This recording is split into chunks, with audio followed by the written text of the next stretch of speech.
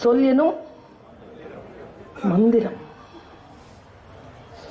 ஒரு சொல்லு எப்படி தெரியுமா அங்க போனோம்? புல்லட் மாதிரி போனோங்க. புல்லட் தொலைக்கிறது தான் நமக்கு தெரியும். உள்ள போய் அது என்ன வேலை செய்யுதுன்னு தெரியாதுல்ல நமக்கு.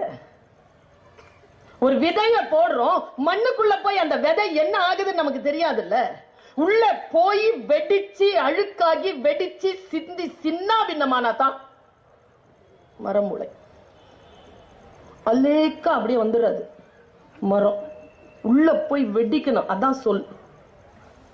வைரமுத்து அவர்கள் தான் சொல்வார்கள், கவிதை என்பது கன்னத்தில் அரைந்து காதிற்குள் நுழைய வேண்டும்.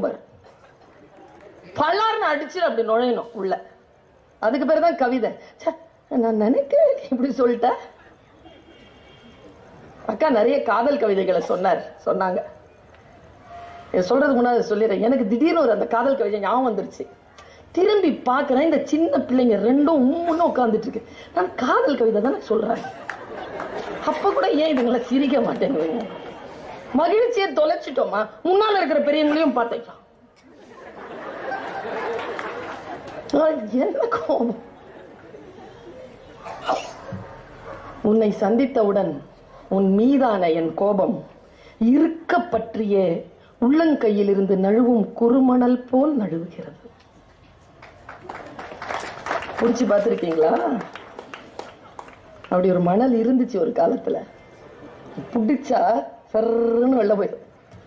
உன்னை சந்திக்கின்ற வரைக்கும் உன் மீதான கோபம் உன்னை சந்தித்தவுடன் இருக்க பற்றிய உள்ளங்கையிலிருந்து நழுவும் குறுமணல் போல் நழுவுகிறது.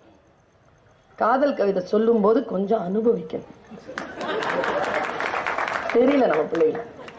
என் பிள்ளைங்களுக்கு கொஞ்சம் எப்படி உறவுகளை பலப்படுத்துறது அப்படின்ட்டு கிளாஸ் எடுக்கணும்னு சொன்ன கொஞ்ச நாளைக்கு முன்னால நான் இந்த மாதிரி ஒரு மீட்டிங்க்கு வந்தேன்.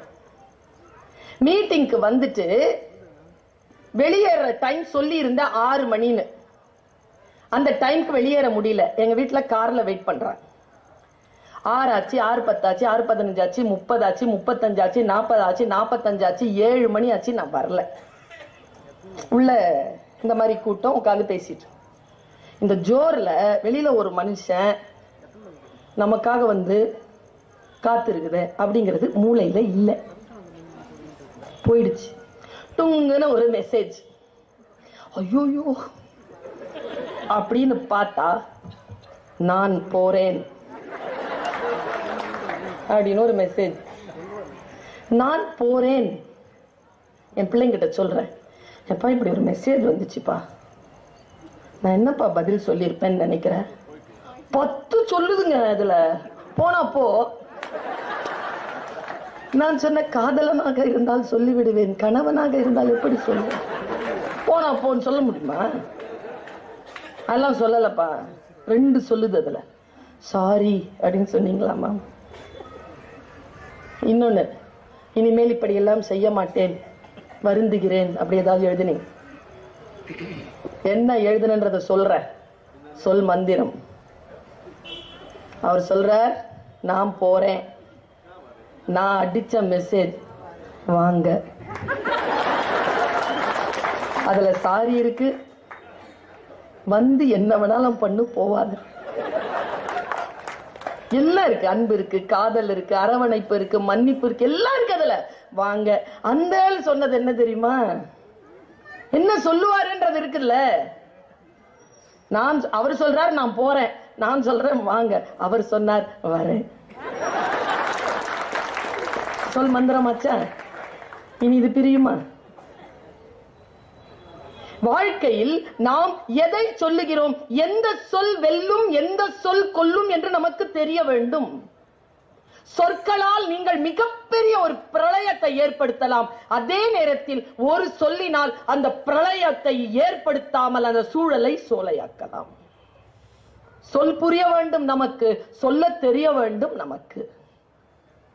எந்த சொல்லையும் நான் சொல்லுகிறேன் தமிழ் உறவுகளே, எல்லா சொல்லும் பொருள் குறித்தனவே என்று சொல்கிறது தொல்காப்பியம். எல்லா சொல்லுக்கும் பொருள் இருக்கு. பொருளற்ற சொற்கள் மொழி அல்ல, அது வெறும் ஓசை. பல நேரங்களில் ஓசைக்கு கூட பொருள் உண்டு. எது எல்லாம் பொருள் தருகிறதோ அது எல்லாம் சொல்தான். அது வெறும் ஓசையாக இருந்தாலும் அது சொல்தான். இப்படி சொல்கிறது தமிழ் மரபு.